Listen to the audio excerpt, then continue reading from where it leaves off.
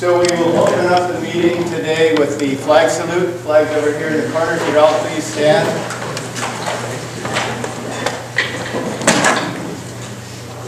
Salute and pledge. I pledge allegiance to the flag of the United States of America and to the republic for which it stands, one nation, under God, indivisible, with liberty and justice for all.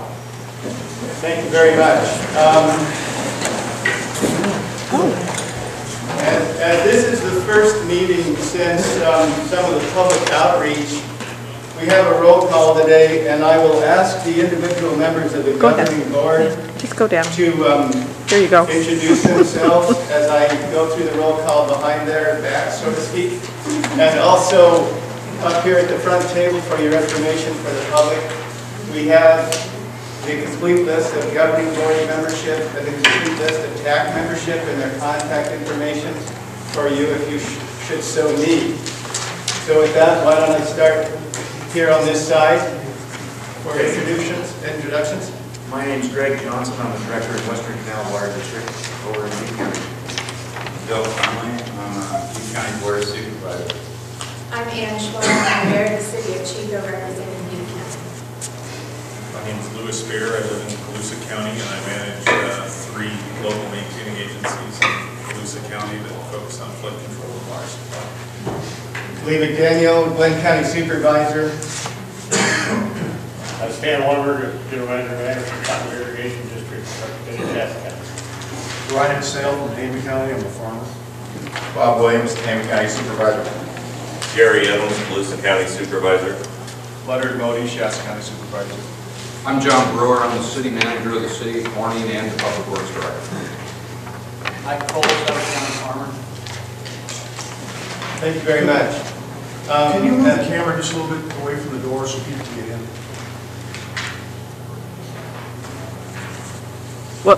What was that? Oh, close the door. I'm sorry. No, just move it so people don't have to. Okay. Okay, thank you. Okay, so let the minutes show that we do have 12, which is 2/3 majority, so that we can vote on your bylaws later in the meeting. I'll now introduce Steve McCauley. He'll go through the purpose of the meeting, and he'll also establish a few guidelines for us with regard to public comment and the like. Steve? Members of the board, you recall, I'm part of the consultant team, so we're staff of the board and attached to this process. I'm accompanied by Laura Kaplan, the Center for Collaborative Policy, who's a facilitator for both the TAC meetings and public outreach, and then Monique Day, who works also for our company, West Jones Associates. So on the agenda today, we have 3 action items and a number of information items. The 3 action items are the selection of the chair and vice chair for this year, which is provided for in the bylaws. The second, which is agenda item number 4. The second is agenda item number 5, future meeting frequency, and this relates to the proposed bylaws amendment that came before you in December, which would amend the bylaws to have quarterly meetings rather than meetings every other month. And the third action is action number 8, which is the potential for scheduling a special board meeting to consider and adopt rules and objectives to this process. And I think the current thinking of the Technical Advisory Committee is to have a special board meeting in May rather than wait for the regularly scheduled meeting in June. In addition, there are the regular actions, the approval of the minutes, and the consideration of the agenda. One additional item on the consultant reports. The consultant reports are going to take some time, but the purpose of those consultant reports is to brief you. You'll see exactly the same as what the TAC saw at their meeting on February 16th. So they don't yet reflect the extensive public comments that were made at that meeting and that have been received through late Friday night. And we'll talk further about it then. But it's an active, ongoing process, and I think Monique will talk about the formation of a TAC subcommittee who's now working directly with the consultant team on making substantial revisions to the ones that you'll see later on in today's meeting. So on the board here are just kind of a summary of the rules for public comments. After key items on the agenda, and certainly before the board takes action on any item, we go to the public. So it's board discussion, then open it up for public comment on that agenda item, and then the board makes a decision. We also thought it'd be productive to have public comments on both the technical advisory committee update as well as the consultant reports. And so we'll go to the public for that with your concurrence. As we said here, and it's written on the second page, the bottom of the second page of the agenda, 3 minutes per person per comments. Speakers may not cede time to other people. The speakers are to address the board, so we'll have a timekeeper. But I think for the most part, people stay within their time bounds, and the meeting goes along on a pretty regular basis. At the end of the meeting, the public has the opportunity to address the board on any item that is within the board's jurisdiction, but that's not on the agenda today. So are there any questions before we get started? Any questions from the board? Okay. Okay, thank you. Thanks, Steve. Going forward to consent items, we have approved the meeting minutes of December 5 and also to approval of the agenda. For those members who were not at the last meeting and are unable to either approve or disapprove the meeting minutes, I will assume that by no voice that you have abstained from that part. So based on that, I think it's probably appropriate that we break the consent item into two sections, an A and a B. So do I have a motion to approve the minutes of the last meeting? I'll move to approve minutes last week. Thank you. I'll second. A second.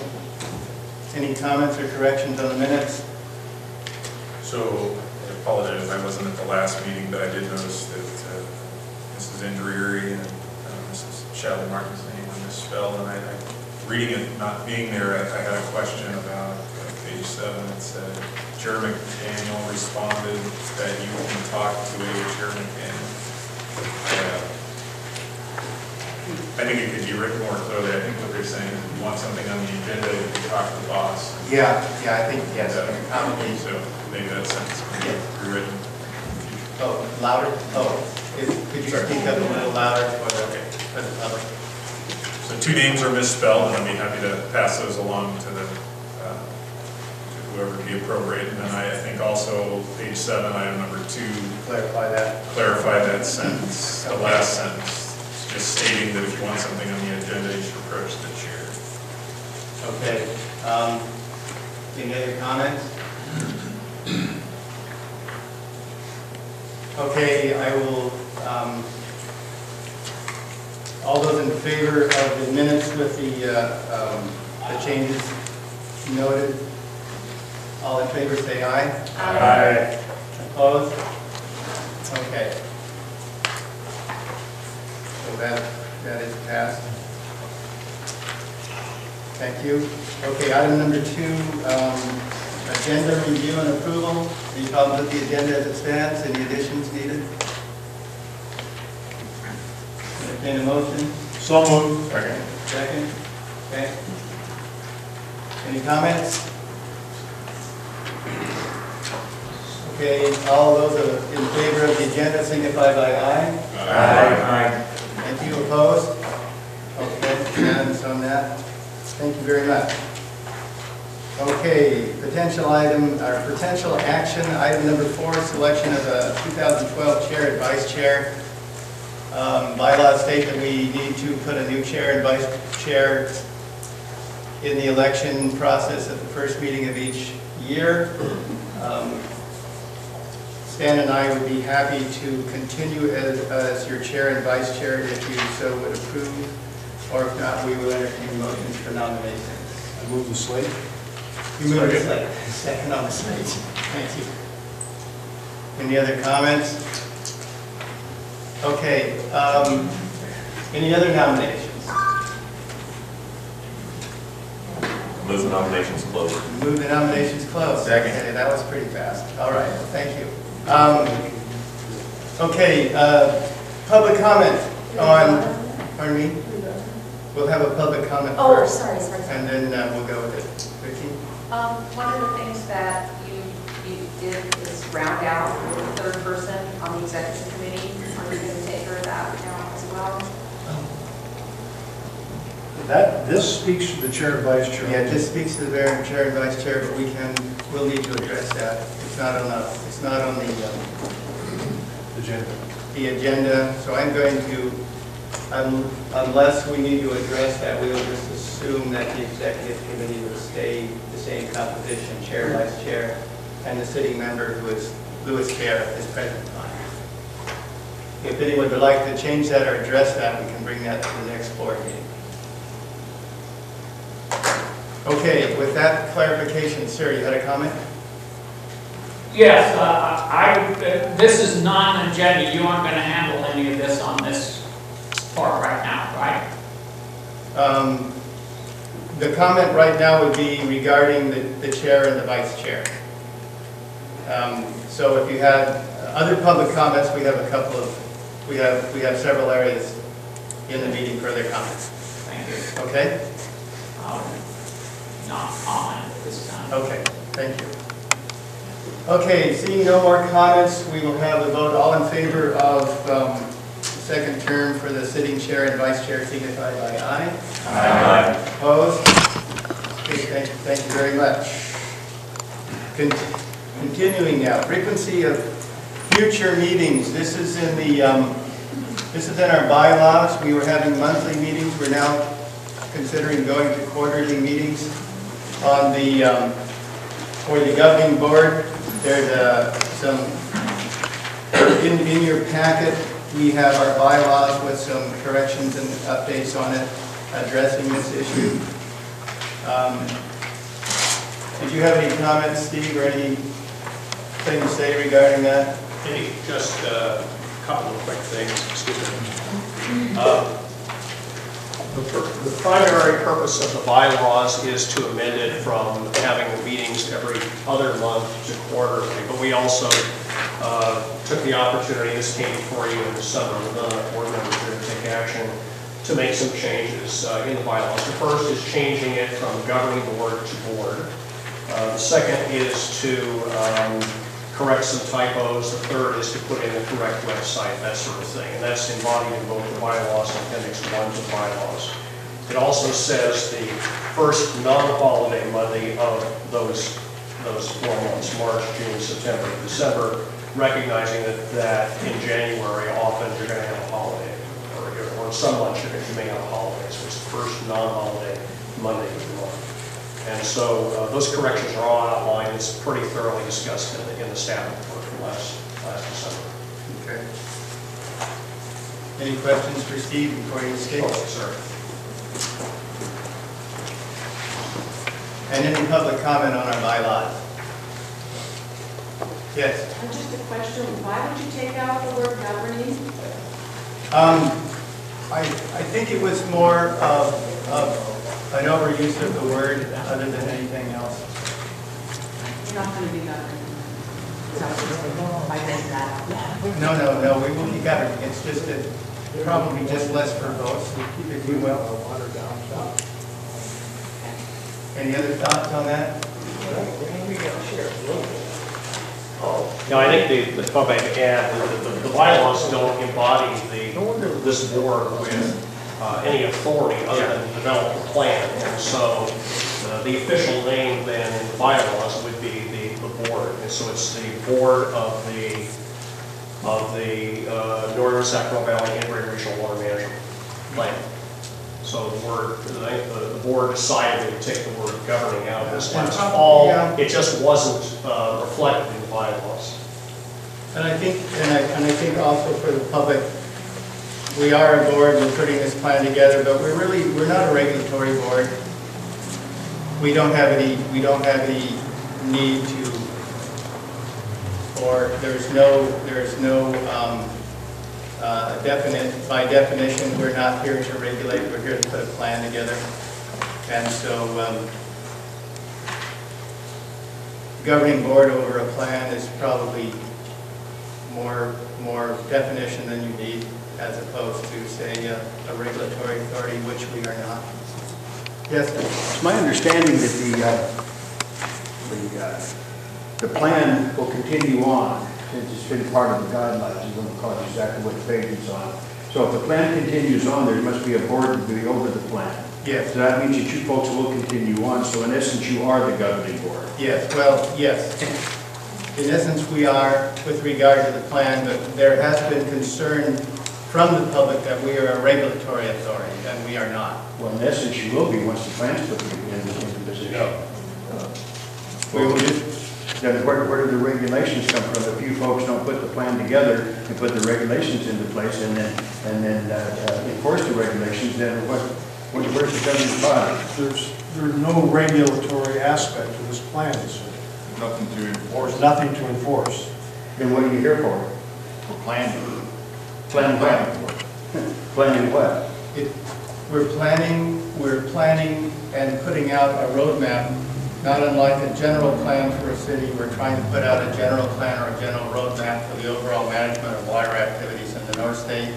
And then it would be up to each individual county to embrace the plan, and they would be taking actions in response to the plan in collaboration with the other counties.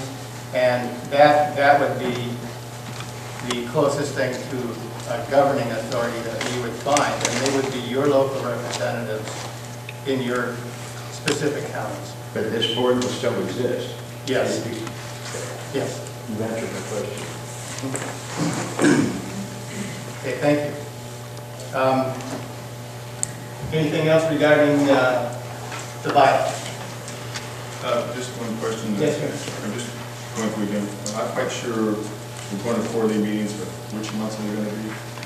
It would be January, March, no, they're No, March, June, I'm sorry. September, and December. March, June, September, and December. Thank you. First non-holiday Monday in March, June, September, and December. I just looked because then Steve referred to January. Yeah, they're here in Appendix 1, which doesn't have a page number. No, right after the bylaws. It's after the bylaws. Appendix 1. In Appendix 1, first paragraph. Right. March, June, September, December. Okay, if there are no other comments, I would entertain a motion to approve the bylaws or disapprove. Okay, got a motion to approve. Second. And a second, Stan and Sale. Any more comments? Okay, all in favor of approval signify by aye. Aye. Opposed? Thank you. Okay, that takes care of that. Going forward now, we will now have Vicki Newland come forward and talk to us about the Technical Advisory Committee. We've had a couple of meetings since the meeting in December, the meeting in December. We did, of course, a number of public outreach meetings in January. We had one in Orville, one in Red Bluff, and one in Colusa. And I believe the consultants are going to talk about those a little bit more. But from that came we tried to get people to weigh in on goals and objectives. We did the survey, we did a number of different outreach activities, trying to get people to tell us what their goals and objectives were for this area with regard to water resource management. So then at the Technical Advisory Committee meeting this last month, everything kind of runs together, sorry, in February, we talked about the information that the consultants brought forward. It's in your packet as well, and it's sort of a data dump of all the information that they got from all the outreach activities. And when you're looking at the goals and objectives, in addition to what they collected in this county from people in this county, this region, there were other potential objectives that came from other IRWNs throughout the state. So we at the Technical Advisory Committee formed a subcommittee of one person from each county. So it didn't necessarily have to be a county staff person. Some of them are the person who is a landowner representative in each county. So that group got together, looked at the goals and objectives, and is taking input from folks. We got a lot of input at the Technical Advisory Committee meeting, and we're trying to synthesize all of that information into more, yes? A more concise list of goals and objectives. And so we kind of took the shotgun approach, and now we're kind of paring it down and making it more a reflection of what we have or need in this region. So we just started that process. We met last week, and we're meeting again tomorrow, and we're trying to get that pared down a little bit. We're hoping to get that done, take it to the Technical Advisory Committee later this month, and then at some point bring forward a recommendation to you folks to approve those goals and objectives. We have started the public outreach, bringing in people information through the surveys. We have collected information that was given to us at the Technical Advisory Committee. At the Technical Advisory Committee, we also talked about entities that have to go through certain processes or procedures to get an approval by their board. And so there was a cutoff, so to speak, a cutoff of March 2nd, but it's not really truly a cutoff. We just kind of stopped all the information, compiled it, and started our work last Friday based on that information. But as we move forward, for instance, in Butte County, our Water Commission is going to look at the goals and objectives that we have in our current plan in Butte County and make a recommendation to the Board of Supervisors in our county about moving forward those objectives to be considered. And that would be like our statement, our letter from our Board of Supervisors regarding the goals and objectives that we have to throw into the pot, so to speak. And so we have water districts doing that. We have League of Women Voters is doing that from Glenn County and Shasta County. We have the Cattlemen's Association is doing that. So we're not stopping getting information coming in. We just took that and kind of massaged some of that information. And that one of the other recommendations that we have was to look at not having a meeting in April for your board, having a meeting in May, and then a special meeting in May, and then if we need to have 2 meetings, then you would still have your meeting in June, because we think this is the pivotal part of this whole process, is making sure that we get the goals and objectives right. So those are a couple of things that we talked about. Under B, report on Prop 84 grant, we have submitted our first quarterly report to DWR, and Mary Randall from DWR worked very well with us and was very cooperative and helpful, and so we are hoping that will proceed through the process. Don't know yet. She hasn't had a chance to go all the way through it. Appendix 2 to the board bylaws.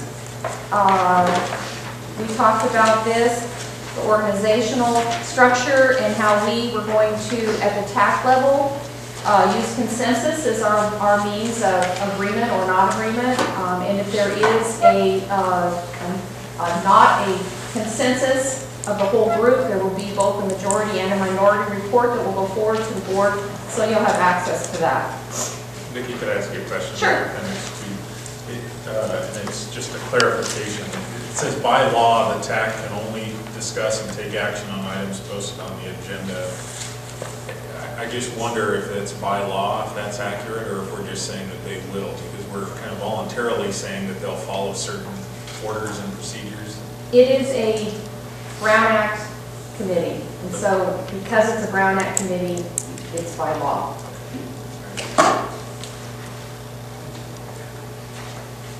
Appendix 2 there in the draft in your board packet, it's item 6C for board members who are interested in the discussion. Another question on the draft on Appendix 2, Vicki. With regard to the meeting times, the third Thursday of each month, which I don't really have a problem with, but what it looks like on a couple of the main governing board meetings, for some reason, the first Monday and the third Tuesday end up with just a week gap rather than a 2-week gap. Is that going to be enough time? I think it's worked so far. Okay. I mean, sometimes it's a squeeze to try and get information from this meeting and roll it out and get it ready for the TAC. That's still going to work? Yes. Okay. Any other questions? Thank you.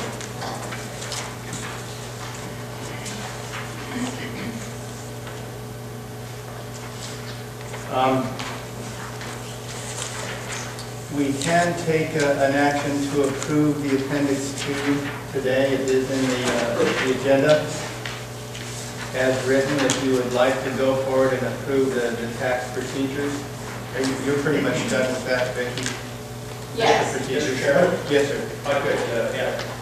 Yes. I had a comment on this. The board bylaws have procedures and it calls for a 30-day notice. So Appendix 2 is pretty much completed, but it hasn't gone through the 30-day notice. And so what we suggest is, if the board agrees, we send it out to the board for the 30-day notice so that you could take action at the May or June meeting. But these are essentially the rules that the TAC is operating under in their meetings. Okay. Very good. Apologize for the bureaucracy. Thank you for hitting me over the side of the head on that one. That slipped my mind. Thank you. So, if there's any additional input to those, is there any additional input into those procedures? Any public comment? Yes? Yes, I was just wondering if, as I was reading through your 1 through 5 rating and how you would do consensus, it seems like it has a lot of space for people to have a lot of variance, which is nice because then you get a lot of input. But will there be a vote where we will know which members of the board voted which way? Will we have an actual, we will be able to know who votes what way? Who's the closest thing to a governing board in house? Okay. I will have to look to the TAC on that. How are you going to take an actual count? It hasn't come up yet, but we at the TAC level, I think she's already talking about the board, or you're talking about She's talking about Whoever's going to use consensus. Okay, that's. She's talking about the TAC. consensus activity. Okay. Yes. Is that part of Appendix 2?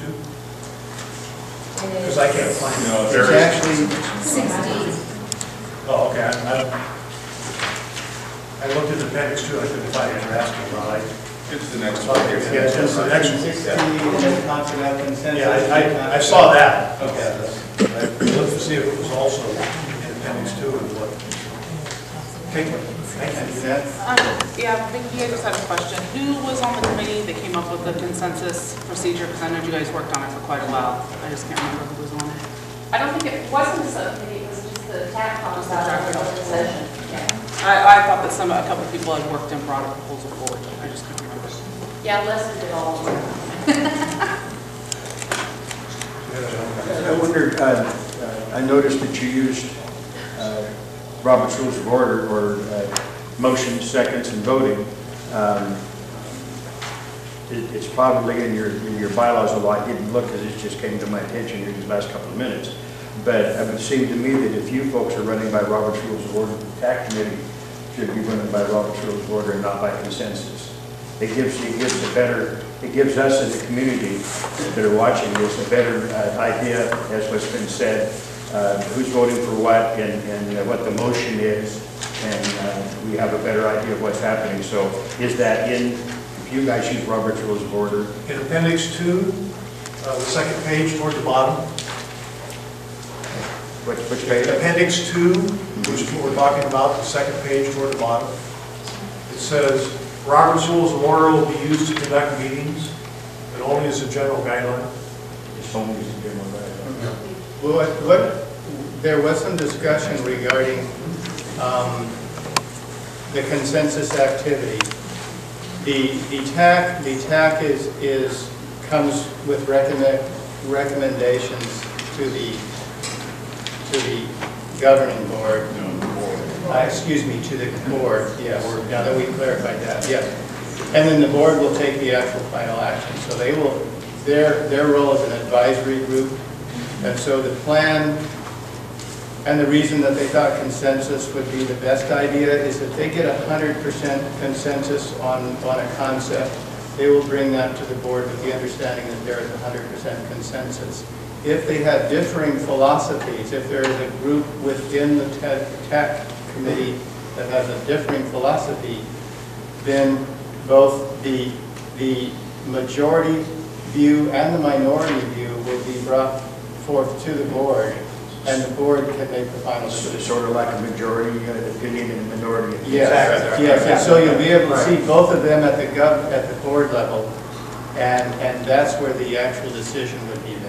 Okay. The problem is, as it was seen, is if you vote on something, that's kind of a final act. Yeah, and the minority opinion doesn't get included. Right. We wanted to see the minority opinion. Yeah, no, I'll go along with you. Okay, so the standard procedures would be with Robert's rules, except with regard to that consensus activity. Fine, thank you. Okay. Any other questions regarding? Okay, any other comments from the board? If you have anything else to add? I think that when folks are addressing the board, they can give us their name and it would be helpful. Okay, okay. And their county. My name is Barry Cad, Shasta County. Okay, thank you, Barry. Thank you. Lori name of policy. Thank you. And Antoinette Martin? Okay. Okay, thank you. Any other information on item 6, the Technical Advisory Committee? Okay, we will go. And we have any other public comment on Tech Advisory? Very good, thank you. Consultants' reports. We will have Steve come forward and get us kicked off on this. Were held in Oroville, Red Bluff, and Calusa. The public comments to date on the community needs and aspirations, extensive public comments, and then you're going to be briefed on the initial consultant draft of goals and objectives. Now, all three of these are just what the Technical Advisory Committee saw on February 16th. As I said at the outset of the meeting, been no changes. Obviously, this is a work in progress, and I think it's fair to say on everybody's part that the consultant's draft was far off the mark, I think, about what you will see from the TAC on the one side. There's always a concern in the process, can we get the public engaged in things? No problem this time around. The public is very engaged in here. Terms that were used that some people thought were clearly defined, it turns out we're not. And so I think we're seeing a lot of attention by the TAC subcommittee working with the consultant team in making a lot of changes and improvements to the draft that was sent out that was discussed by the TAC. But what you will see is that first consultant draft today. So our Laura Kaplan from the Center for Collaborative Policy, as I said earlier, is the facilitator of the TAC meetings, and she's also the facilitator for the public outreach. As part of her role as the part of the consultant team, she'll do 7A and 7B, and then Monique Day from West Coast will talk about the goals and objectives as they were presented to the TAC 2.5 weeks ago. Thank you, Laura. Thank you, Steve. So we do have a PowerPoint. I want to note, thank you, Ryan, for pointing out there's an error here. This is item 7A, not 6A. So my presentations are numbered wrong. So this is item 7A. So what we'd like to do is just bring you folks up to date with what's happened so far. It's kind of a quick, as Steve said, data dump. Starting with the Series 1 outreach meetings, the public input that we got from those meetings, and afterwards, and what we did with that.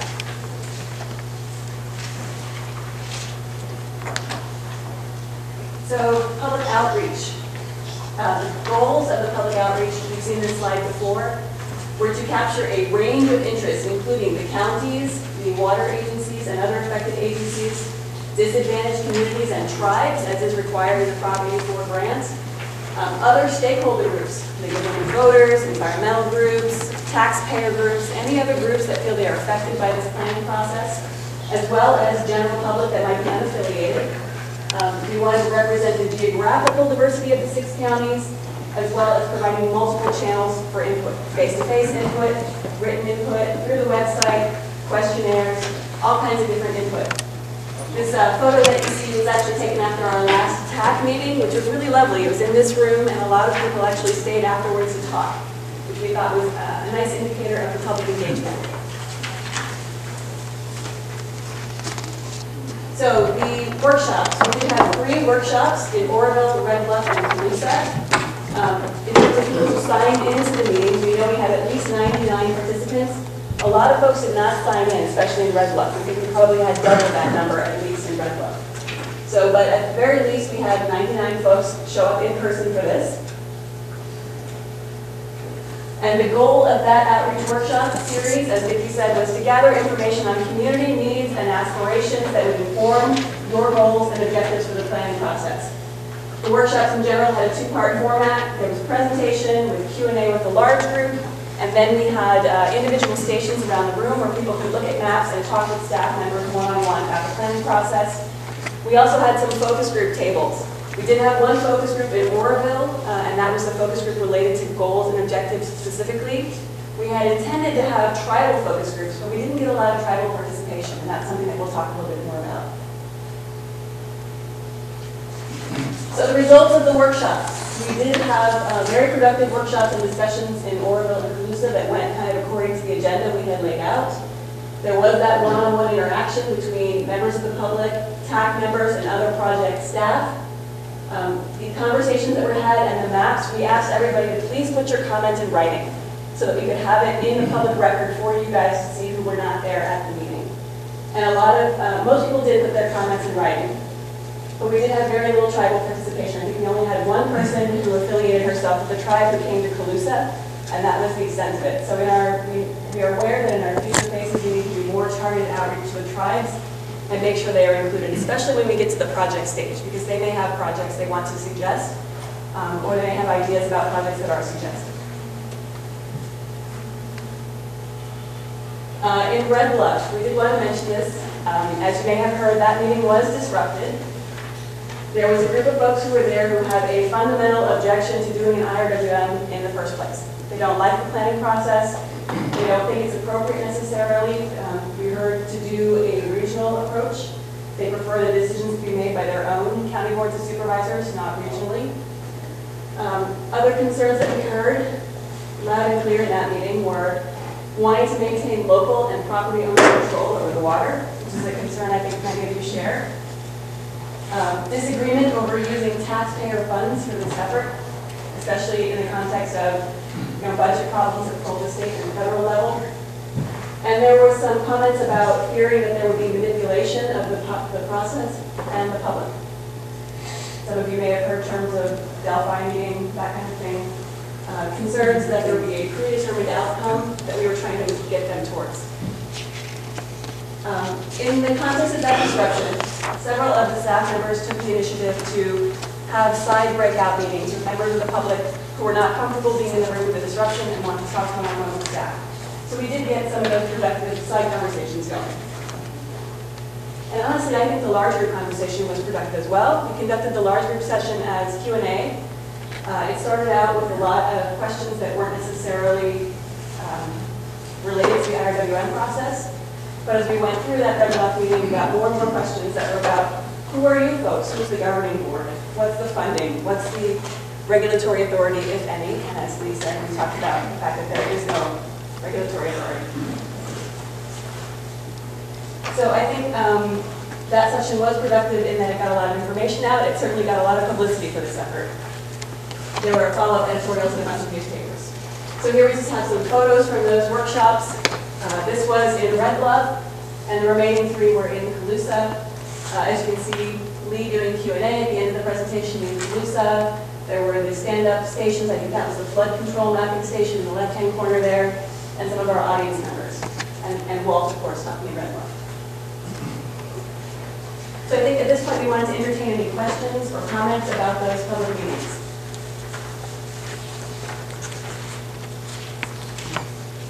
Seeing none from the board. Questions or comments from the public about those meetings? I've always felt so far up until your presentation that you misrepresent us a little bit. And I was going to say something about the Red Bluff meeting, that they have down more than 100 people, angry people. You know,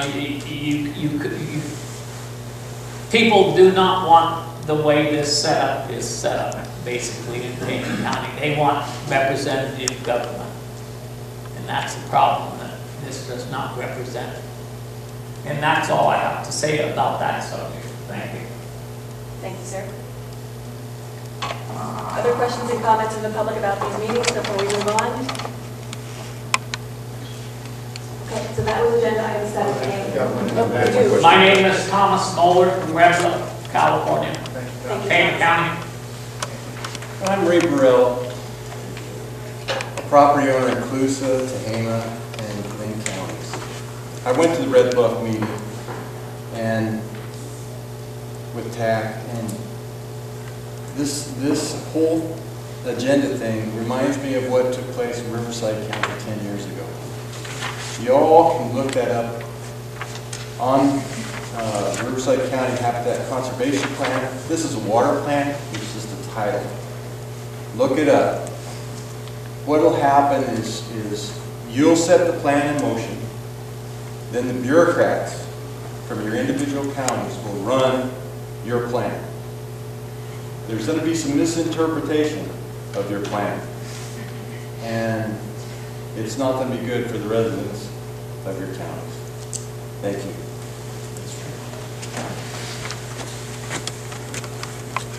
Other questions or comments about those meetings?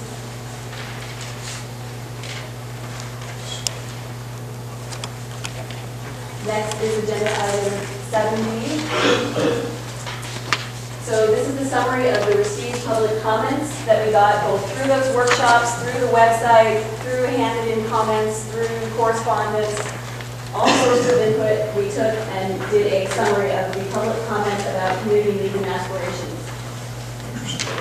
So we received 349 questionnaires. 152 of those were online. 197 of them were handwritten and handed in to us, either at a workshop or at an outreach meeting, any of a number of multiple venues. We got 350 additional written comments that were not questionnaires. The questionnaire was kind of a check the box, multiple choice, answer the question. But we also got some, blank slates, tell us whatever you want to tell us kind of comments. These were often quite lengthy, often quite informed and technical, and they came in, again, via website, email, or handed in, just written on a piece of paper. The consulting team, primarily MIG, then did an analysis of those comments. Transparency is very important in this process, so folks can see that their comments were received and what happened to them. Every single comment was documented and compiled into a published database, and I believe that's in your agenda packet here as one of the appendices. Yes, it's this long chart. You can see every one of the comments that we received. You can also see how those were coded. So in order to try to analyze major themes, MIG went and put codes on every comment. What is the general theme and what is the sub-theme of this comment? We do acknowledge that this is not a statistically representative sample. It was never intended to be that. And it is not intended to produce a consensus vision. We're trying to operate within a budget, spend your money efficiently and effectively. Trying to do a representative statistical survey is quite an undertaking. Universities spend thousands and thousands of dollars doing that. So we did not do that, but what we did do is try to get a snapshot of the needs and aspirations of those people who we've been able to engage. People who have come out to public meetings, people who have been at meetings where one of our TAC outreach representatives has given a presentation and provided some input, or through the website. So it's a snapshot right now of what people are talking about in your region. And those comments, of necessity, we did put themes on them and summarize them so you can get some general sense of what people were talking about. But we still have all of the detailed comments. Some of those details will be very interesting and important when we get to our future phases when we start talking about projects. So we can go back to those at any time. So, some summary information from the questionnaires. The first question in the questionnaire talked about priorities, and it was a multiple choice.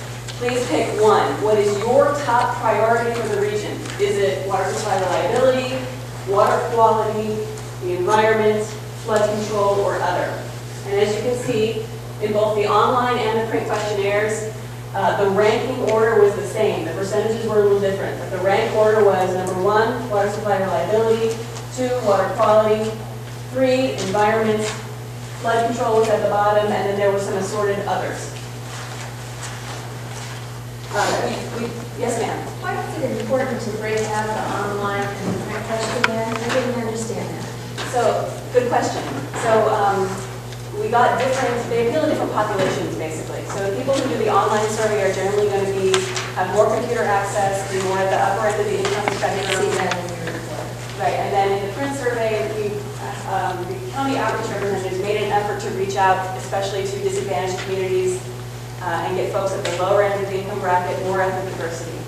So it's not necessarily a hard break, but it's just interesting to look at. But will we see it together? Can we also get the blend? Because we only have right separate. here. Right. Just read them all. Just read them. You got to take the time. I've already Yeah. started Yeah. reading them. It's amazing. Certainly we could do that, we'd like that report. But this isn't the commons. This is the prioritization. This was an answer to one question on the questionnaire. So just that one question of please check the box, which was your top priority. We'll get to the general theme summation in a little bit. Right. Would be helpful, I think, to see them all together as well, if that's possible. It's certainly possible, it's just a question of how you want to direct our effort. So if you mind, would you mind if we put that as an idea and then come back to whether you want to ask consultants to do that when we get to that? Okay. Next slide, again, also on the questionnaires, the next question that we asked people was, we gave them a list of 20 items, and so I think you do have a copy of the questionnaire towards the end of your package. You want to see what that list of 20 items is. Yeah, and I apologize that these pages are not numbered consecutively. For future agenda packets, we will put the packet together and put numbers on it so we can just tell you a page number. But there is a questionnaire towards the back of your packet that looks like this. It has this long list of different items. And we ask people on a scale of 1 to 5, with 1 being unimportant and 5 being very important, how important is this issue to you? And you can see there were clear results, there were clear winners, people who said either a 4 or a 5. That's what this represents. People who said it was either a 4 or a 5, so at the high end of the scale, really important. 85%, 85 to 88% of people said that drinking water quality, very important. Safety of water supply, number 2. There's a little bit of difference between the online and the print with the next few, but they're still in the top 5. Safety of water supply, groundwater levels, and water rights. And then additionally, there were another few clustered here that were pretty close in importance on the online questionnaire, which would be well pollution and sewer and septic systems. So the top 5, though, same on both ones. Clearly, almost everybody thinks these are really important. General comments. Okay, we are no longer in just questionnaire mode. This is everything that we receive, every comment that we receive and coded. What was mentioned when? And I should point out that some of these things were mentioned both positively by some people and negatively by others. We did not try to break out pro and anti. We just said people are talking about it. These are things we need to pay attention to. So clearly, water supply reliability, number 1 by a landslide. Economic health and vitality, number 2, also by a very large margin. Ecosystem protection and enhancement was mentioned quite often, as was water quality improvement. And then, we're starting to, so starting with water quality improvement, we're starting to get fewer comments, but still significant clusters of comments around water quality improvement. The overall planning process, as you've heard, many people have concerns or ideas about what we're doing here, your role as a board, how we do public outreach, the overall process. Stormwater, floodplain management, and flood. There was some project or location-specific suggestions that, again, we can move forward to the next phase when we start talking about projects. And there was another cluster here around objecting to either government involvement in general or particular environmental regulations. And then outreach, education, recreation. You can see how it breaks out.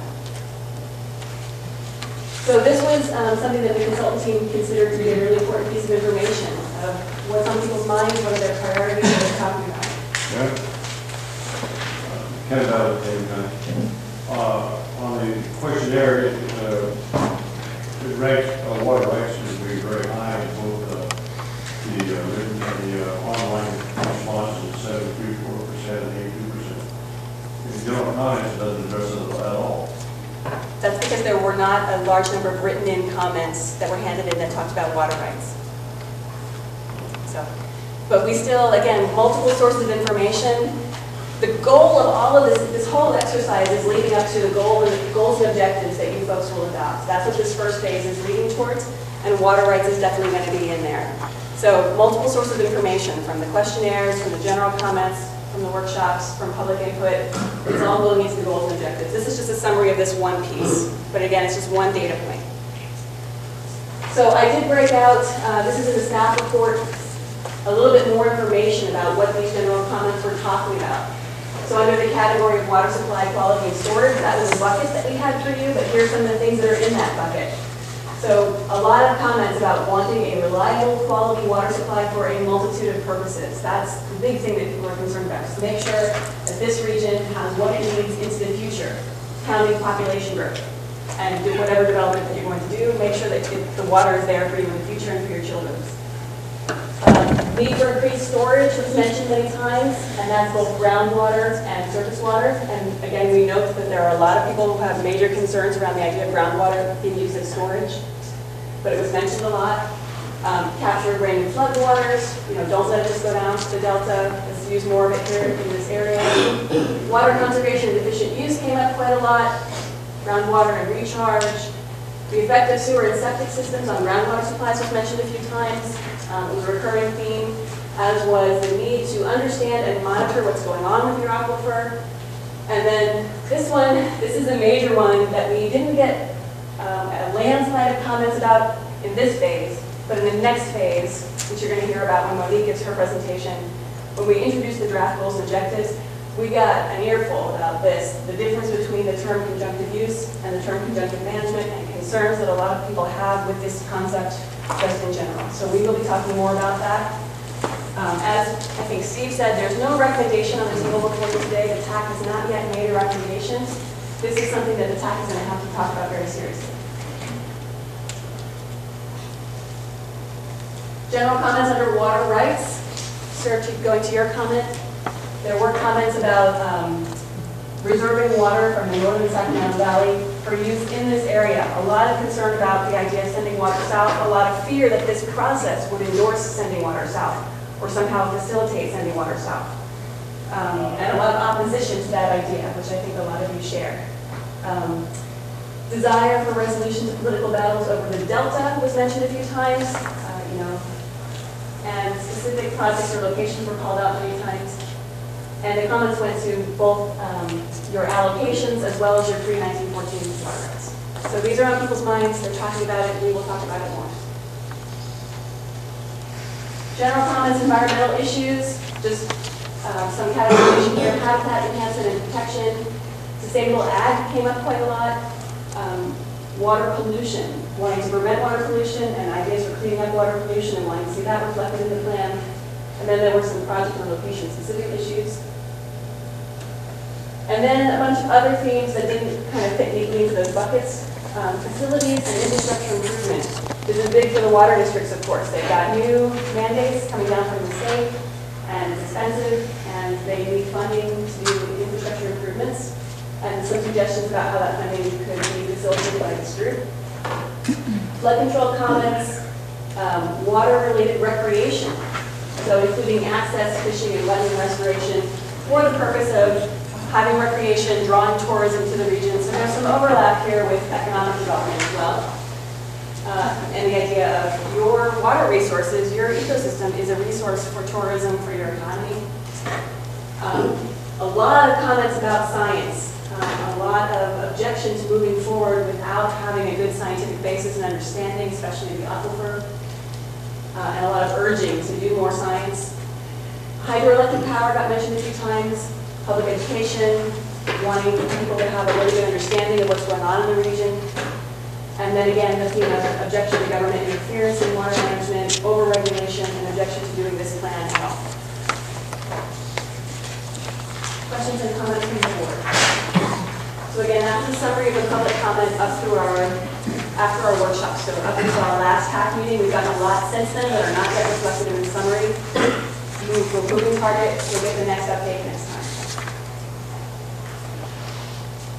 Questions, comments? It's just highly illustrative to read the comments. There's a bit of reading in there, but it's really important to read. And I would point out that that chart Those were the things that fit neatly in the chart. There are some supplemental comments that were very lengthy and very technical that are following the chart. That's also part of the public comment. Yes, Louis. I thought the responses did a terrific job of showing kind of this overall goal that I think we all have in retaining water for all the needs in the Sacramento Valley. And then what it did an even better job of was the complexity that everybody has different situations, different vulnerabilities, and showing how difficult it is to understand everybody and weave together a solution that really does protect all of our water rights in a complex world. So I think it did a great job of showing that. I think it's quite a challenge ahead for us to improve the communication, understand each other, and provide some unity around the Sac Valley, which will only help us be able to achieve that goal, which is retaining water to be for Sac Valley. So it's very helpful. Thank you, Louis. Yes, Did you say that the public comment period is now over, or people can still continue to send in their comments? Yes, so Vicki talked about that. At the last TAC meeting, we did set a date saying, please get your comments to us by the end of last week. And that was so because the consultants have to meet with the subcommittee that Vicki mentioned. So the tax subcommittee is meeting with the consultants to do a redraft of the goals and objectives. So we were urging people, please get your comments in by this date, get them in early, and they'll be included in this rewrite. But, as Vicki also mentioned, it's going to take at least 2 TAC meetings to adopt these as a recommendation for you. And it will probably take you folks 2 meetings to finalize this goals and objectives package. That would be your special meeting in May, and potentially carry over into June if you want to see some changes. And all along the way, we're accepting public comment. There's no closing out of anybody's public comment. It's just a question of the practical reality of we've got to get the material and work with it and create drafts and have those drafts vetted. So we're just trying to urge people to get it as early as possible. But certainly, the next 2 TAC meetings are also an opportunity to have those comments heard. To piggyback on his question, I had about 4 people contact me toward the end of last week, because was it March the 2nd was the date, or the 3rd? I can't remember the date. They were afraid that was a close, and I said, no, not really. That's just to get stuff to us for, the next TAC meeting, but it's still open. But there are some concerns about specific elements within the IRWM that are floating, and they've been heard. Yes. Or some they've been heard. They have been heard, and Monique will go into more of what that next round of public comment looked like and the draft goals and objectives. So she'll be presenting the draft goals and objectives that the TAC saw. They have not been edited or revised according to the public comment. We've been getting public comment through the weekends. We haven't had time to do a revision. We just didn't want to throw everything at you at once. We're sort of getting you in on every step along the way. So what did the TAC get, and then you'll see the revision next time. And Vicki, don't we have a couple more rounds of public outreach planned in the future? I mean, not necessarily related to this, but I thought there was going to be 3 rounds of public outreach.